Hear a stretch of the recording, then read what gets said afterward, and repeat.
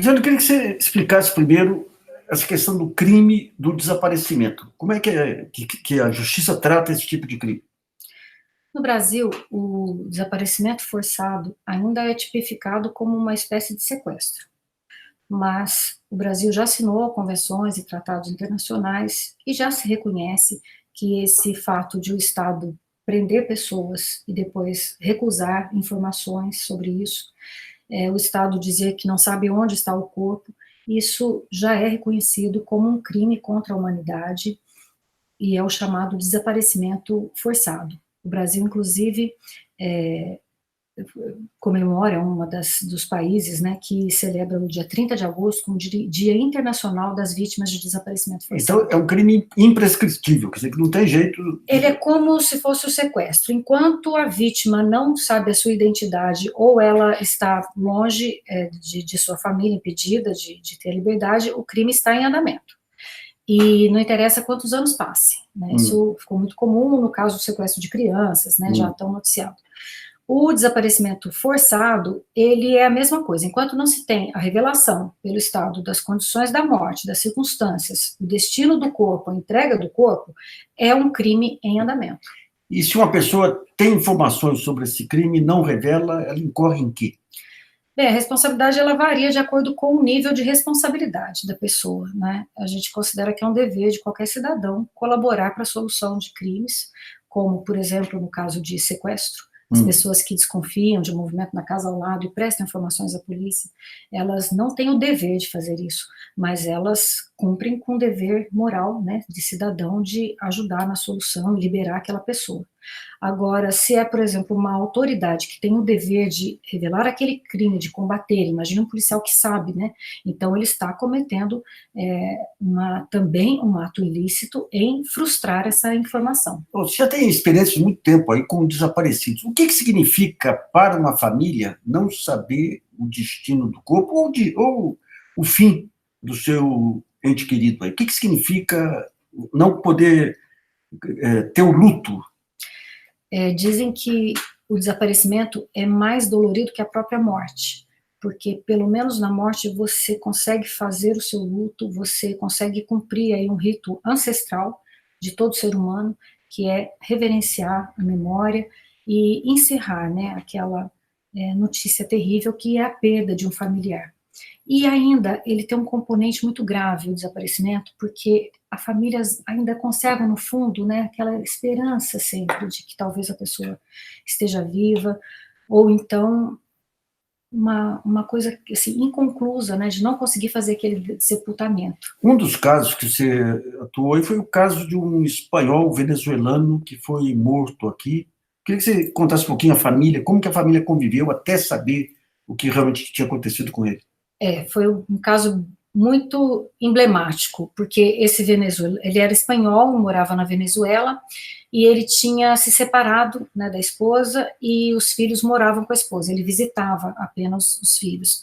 E ele estava vivendo um período de muita depressão, né, e acabou a trabalho viajando para o Brasil, e pelo fato de estar com essa depressão, ele falava sozinho, ele ficava escrevendo anotações, e acabou sendo preso no Brasil, e foi preso ao mesmo tempo que a Sônia Ângel e o Bicalho Lana. Então, provavelmente, ele presenciou a morte dessas pessoas, e ele sofreu tortura, porque os agentes queriam saber se ele, como falava espanhol, como viajava, talvez ele fosse realmente subversivo. Mas eles próprios chegaram à conclusão de que nada tinha de subversivo. Mas mesmo assim, esse senhor, Miguel Sabanuê, morreu numa prisão brasileira, e nunca mais voltou para a família. Então, o que essa família ficou pensando? Que o pai tinha abandonado, né? Com essa história da depressão, da separação. Os filhos cresceram achando que o pai tinha abandonado. Quando eles já eram adultos, mais de 40 anos, é que souberam, por acaso do destino, que o pai tinha morrido numa prisão brasileira. E na época nós fomos procurados e conseguimos fazer a exumação no cemitério de Perus, não tinha ido para a vala de Perus o corpo dele, houve coleta desse material genético do irmão na Espanha, confirmou-se que era realmente aquele senhor e a família veio no Brasil receber, e as cinzas que eles pediram, e a fala dos filhos foi assim muito importante, né? Eles disseram que nós não estávamos devolvendo apenas os despojos, as cinzas do corpo do pai, mas a história deles, porque eles simplesmente não sabiam, e finalmente eles puderam fazer o rito, levaram essas cinzas para a Espanha e jogaram na montanha onde o pai deles tinha crescido. E a saga da família Santa Cruz?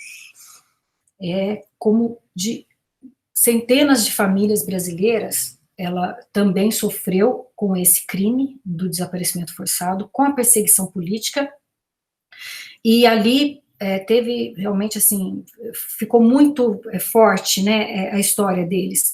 A mãe, a dona Eusita Santa Cruz, na época que o filho desapareceu, acho que ela era uma dona de casa, ela com outras 2 ou 3 mães pernambucanas, fizeram verdadeiras vias sacras em todos os órgãos policiais, perante ministros da guerra, autoridades internacionais, sempre perguntando informações, sempre querendo saber o que tinha acontecido com o filho dela. 26 anos? Ele tinha 26 anos. E ela, então ela ficou muito conhecida, né, por ser essa guerreira, né, na busca dessas informações que nunca foram dadas.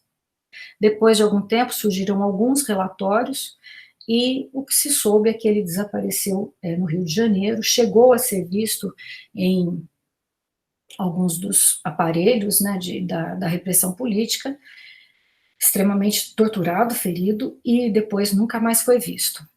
O Fernando, ele está entre uma das vítimas que podem ter sido inumadas nessa vala clandestina de Perus, porque Perus, talvez ele tenha servido como um depósito de pessoas que a repressão matou, tanto em São Paulo como no Rio de Janeiro. Então, ele está entre os possíveis procurados. Com essa possibilidade dele estar na vala, então eu acompanhei a coleta de sangue da dona Eusita, que com 102 anos fez questão de doar, né, seu material genético, que hoje está lá em Haia, no laboratório, que faz as análises de Perus. Então, ela segue presente aí na luta. E recentemente houve uma retificação da certidão de óbito dele. Queria que você explicasse um pouquinho esse processo. Todas essas pessoas que desapareceram nesse período, o Estado nunca deu nenhum documento. Então, as famílias, imagine, não tinha um atestado de óbito, não tinha como vender um imóvel, né, uma separação, não tinha como seguir, né, civilmente com a vida. Então, em 95, as famílias conseguiram a edição dessa Lei 9.140, que é uma lei que reconhece como mortas as pessoas que ela indica. E ela indica, entre, né, mais de 300 nomes, Fernando Santa Cruz. Bem, ela então deu esse direito da família ir ao cartório e lavrar um assento de óbito com o nome dessa pessoa dizendo que tinha falecido. Só que essa lei foi objeto de muitos questionamentos, porque apesar de dizer que morreu, não dizia a causa da morte, não dizia a circunstância, não dizia a data. Então as famílias sempre queriam saber, né, mais e mais. Veio a Comissão Nacional da Verdade, que apurou fatos, que coletou documentos, ratificou muita prova que as próprias famílias haviam feito, e fez editais convocando pessoas, autoridades, para dizerem o que sabia a respeito de cada um desses casos. E em todos, então, ela emitiu um relatório oficial contando as possíveis datas da morte, as possíveis versões. Ela quase não conseguiu trazer novos fatos, mas pelo menos ela oficializou aquilo que já se tinha a respeito. E a Comissão Nacional da Verdade, além de determinar que se prossiga nas investigações, determinar as autoridades dos governos, dos estados, que admitam esse fato, que promovam medidas de localização, ela recomenda que os órgãos de Estado façam a retificação desses assentos de óbito. E aí que entra a Comissão Especial sobre Mortos e Desaparecidos Políticos, que eu presido desde 2014, e nós conseguimos elaborar uma sistemática de que essa retificação não depende de um processo judicial, e que a família não tem que fazer essa prova. Nós tomamos como prova o que a Comissão Nacional da Verdade ratificou. E nós estamos conseguindo, para as famílias que pedem, emitir um atestado, uma declaração, com esses termos reconhecidos da Comissão Nacional da Verdade, e esse atestado é levado ao cartório de registro civil e é feita a retificação desse assento de óbito. Então, passa a constar que essa pessoa morreu provavelmente no dia tal, e local incerto sendo provavelmente município X, e principalmente consta como causa da morte, morte não natural, violenta, causada pela violência praticada pelo Estado brasileiro no contexto da perseguição política a seus opositores. Essa senhora, mãe do Santa Cruz, ela teve tempo de... Esse atestado, não, ela não chegou a receber. Recentemente, a família pediu essa retificação para a comissão, e ela, no final da vida, ela já, né, tinha muita dificuldade, né, em entender.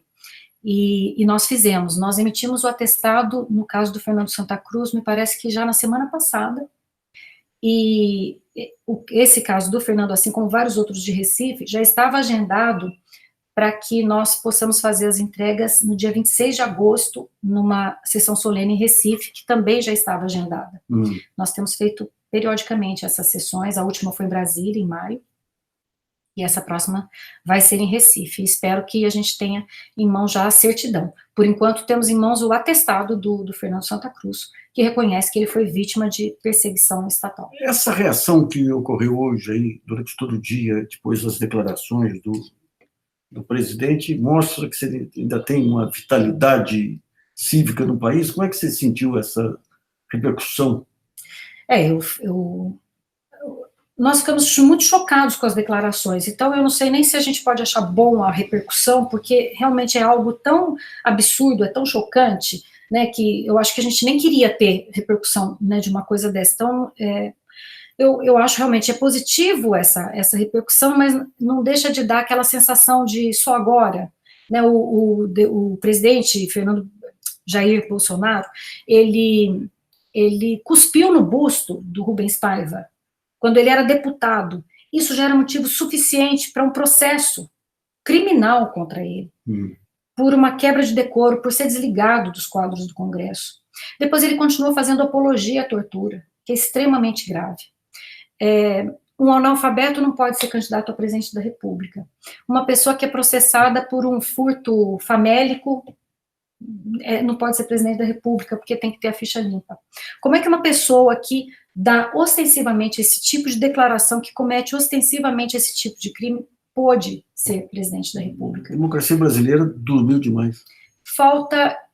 Não havia estofo ético para isso, e principalmente num tema que é tão caro para o Brasil. Acho que se hoje a gente está vivendo uma situação de negação de direitos, de negação de toda essa história, tem muito a ver com a não realização dos deveres de casa de justiça de transição no Brasil.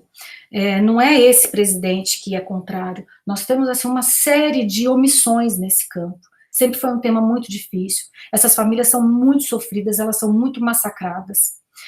Nós consideramos, desde sempre que atuo nesse tema, que a omissão dos presidentes da República nesse assunto, em revelar a verdade, em exercer o seu papel de comandante em chefe das Forças Armadas, determinando que sejam reconstituídos os autos destruídos, isso era o mínimo, né? Se os autos foram destruídos, que se faça a reconstituição de autos. Essa omissão, ela representa uma continuidade na prática de atos de tortura, porque essas famílias estão submetidas a essa autoridade. É uma omissão que vem em todos os governos pós-constituinte. Todos os governos, a gente pode dizer que sim, porque foram medidas muito pequenas, muito pífias, como, por exemplo, essa lei, né, de 95. Reconhece a morte e não dá mais nenhuma informação, né?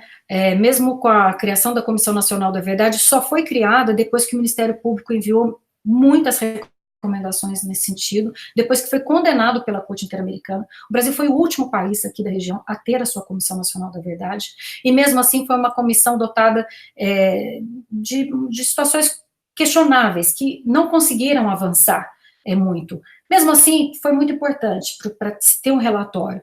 Veio o relatório, não tem um órgão de sequência. Até hoje a gente não tem um órgão que dê continuidade às recomendações.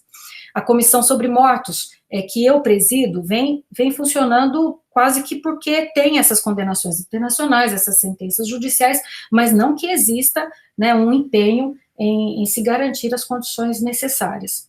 E agora, essa repercussão, então, apesar de não, eu acho que não podemos comemorar porque realmente é o absurdo, né, o que aconteceu, esse acontecimento só teve essa repercussão porque eu acho que ainda existe uma capacidade de reconhecimento da gravidade de certas coisas, apesar de tanta coisa que já passou. Por quê? Como eu disse, esse é um crime em andamento. O presidente da República é o comandante-chefe das Forças Armadas, ele é a única autoridade no país que poderia efetivamente adotar uma postura de se determinar a revelação das condições dessas mortes, da localização de corpos, que eles sabem. Existem pessoas que sabem, esses arquivos não foram todos destruídos, se foram destruídos, existe possibilidade de reconstituição de autos, e o presidente da República é a única pessoa que pode fazer isso. Então, além dele estar omisso, como outros, nesse seu dever, a gravidade dele dizer que sabe, sendo o presidente da República, é como se ele estivesse contribuindo para a perpetuação dessa lesão. Muito obrigado aí por sua entrevista.